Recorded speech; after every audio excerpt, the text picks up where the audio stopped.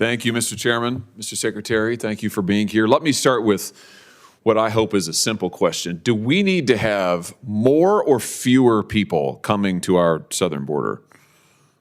Senator, we are working on diminishing the number of people whom we encounter at our southern border because of the challenge it presents. We're trying to build lawful, safe, and orderly pathways to accomplish that. Okay, fewer. So we need to have fewer, which means we need to roll back incentives to come. So I would have thought that would have been the answer. Let's talk about what you're doing, though. In January of this year, you rolled out a new phone app called CBP One, an app for a cell phone. I've got a picture of it behind me here. This phone app allows, and I'm going to quote from your own fact sheet, it allows, and I quote, non-citizens without appropriate documents for admission to schedule an appointment to come to the border. They can now go on their phone and schedule a time to come to the border and then be admitted. And you identified 7 separate border points of entry where they could come. 5 of them in Texas, 2 of them in California, 1 in Arizona. It's like a concierge service for illegal immigrants. My question is, you didn't think the border crisis was bad enough that now we're going to have an app that allows illegals to schedule their appointments and come and be admitted to this country? Senator, you're mischaracterizing the use of the application. Let me explain it to you. We are currently enforcing the public health order of Title 42, and I know you're very familiar with it. There is a process for individuals who claim an exception to the Title 42 expulsion authority because of an acute medical condition. Well, let's talk about this app. If I may finish, an urgent humanitarian reason. So instead of them coming in between the ports of entry to claim that urgent medical condition, that extraordinarily acute humanitarian cause, we allow a limited number to arrive at our ports of entry and seek the emergency relief that they need. Schedule, you allow them, let's be particular about what you do. And I should say that the CBP One app was not unveiled for the first time on January 5th of this year. Oh, no, but you changed it. You made it available on January 5th to the illegals themselves. You don't have to be a lawyer to use it. You don't have to be a member of a non-governmental organization. Anybody can download the app and use it on their phone. And for the first time, you allowed them to schedule appointments. Now, let's talk about what actually happens when they come to the border. It's interesting. You characterized this when you rolled it out as an application for applying for asylum.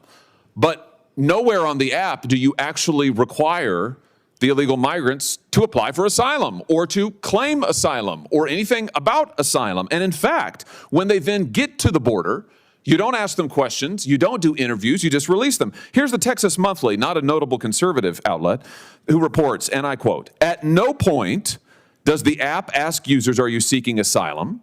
Those arriving for the CBP One appointments are given no interviews, asked no questions about vulnerabilities that they may or may not have listed in the app or about why they're coming to the United States.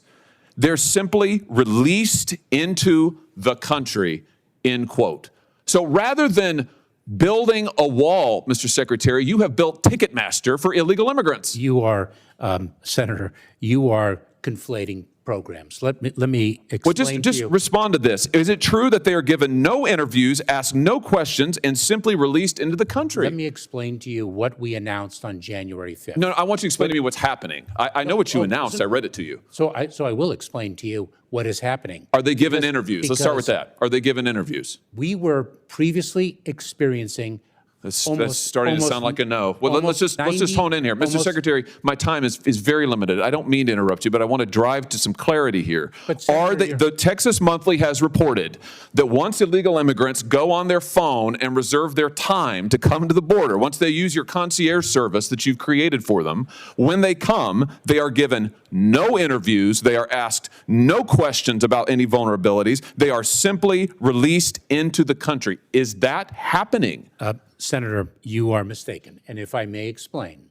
Are they given interviews? If I may explain, individuals who seek parole under our January 5th program for Cubans, Haitians, Nicaraguans, and Venezuelans are screened and vetted before they arrive at our border. Wait a minute. No, they go on the phone and they just reserve a time, and then they show up and they're given nothing. Listen to this. Even immigration advocates are amazed about this. Here, also from the Texas Monthly. Here's one immigration advocate whose first name is Orta. She says, that's the crazy part. Nothing in this new program requires you to actually seek asylum. Somehow, we've decided to punish those who arrive at the border without the app, who may be seeking asylum, but we just let in anybody who may or may not have any particular reason to seek asylum, so long as they've made an appointment on your Ticketmaster app. This seems crazy to me. Senator, it's a complete mischaracterization of the program that we announced and are implementing. So how many people have used the app then? That you are referring to. So if I can explain. How many people have used the app? So we had a significant surge of Cubans. How many people have used the app? Nicaraguans and Venezuelans. Mr. Secretary, you're here to answer my questions. How many people have used the app? Tens of thousands have sought to make an appointment at the port of entry under our parole program. Okay, good. How many have been admitted without an interview at the border? You are, again, inserting a fact that does not belong in your question. So if I can, I will get you the precise. I'm reading to you from public reports about how your own app works. You're just blanket actually, you're not quite denying it. You're saying that maybe we don't understand. Apparently, I don't understand. Texas Monthly doesn't understand. Immigration advocates don't understand. You're the only one who understands, yet you won't answer my question. How much did this cost to develop, by the way? Senator, I don't have the cost, but let me share with you a critical Well, will fact. you get it for us? Let me share with you a critical Will you fact. get us the cost of to develop this app? Happily. Did you contract with a tech firm to develop it? Senator, we have seen approximately. Did you contract with a tech firm to develop it? We have seen an approximately for heaven's sake. 95% decrease. Did you contract with a tech firm to develop it? Yes or no? Senator, this was led by U.S. Customs and Border Protection, our technical experts within the agency, and I certainly will get an answer to your question whether outside consultants were utilized you don't in the know. development process. You don't know. May I explain to you, since you have a misunderstanding of the program, what it is and the impact, the positive impact it has had on encounters of these four populations in between the I just ports want of to know entry. why it is that you are allowing people to come to this border, to make appointments, to not be interviewed, and then how many have just been released? Is it true, by the way, as the Texas Monthly reports, that they're simply released into the country on official parole? And get this, they're not given, according to their reporting, any kind of follow-up. Their court dates are in immigration courts, the Texas Monthly reports, not even necessarily asylum trials. They're often general deportation hearings where defendants can make arguments for remaining in the country. Is that true? That is a completely mistaken understanding of how the immigration process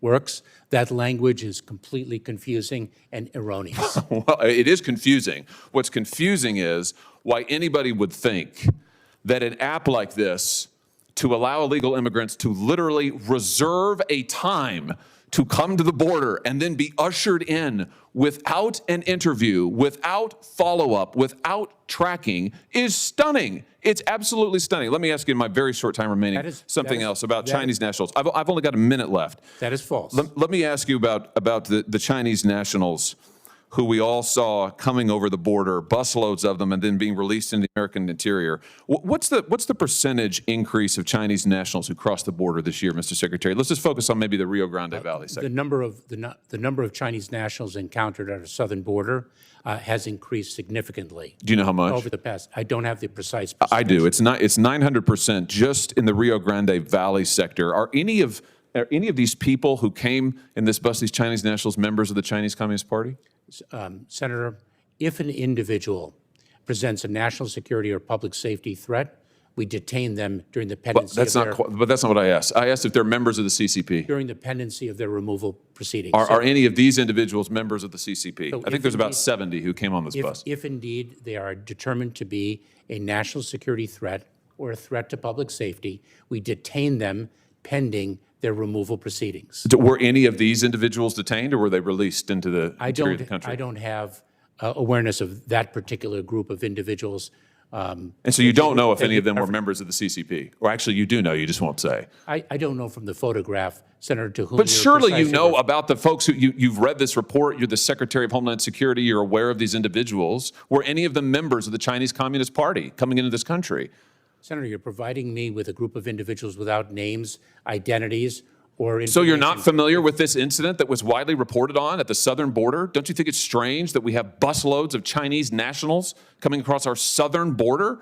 I'm asking you from a hostile country, I'm asking you if they're members of the Chinese Communist Party, and you don't know, apparently, you won't say. We are very focused on all things with respect to the People's Republic of But China. you don't know any of the details. I plead exhaustion, Mr. Secretary. You have exhausted me, you have exhausted this panel, you have exhausted the patience of the American people. You should resign.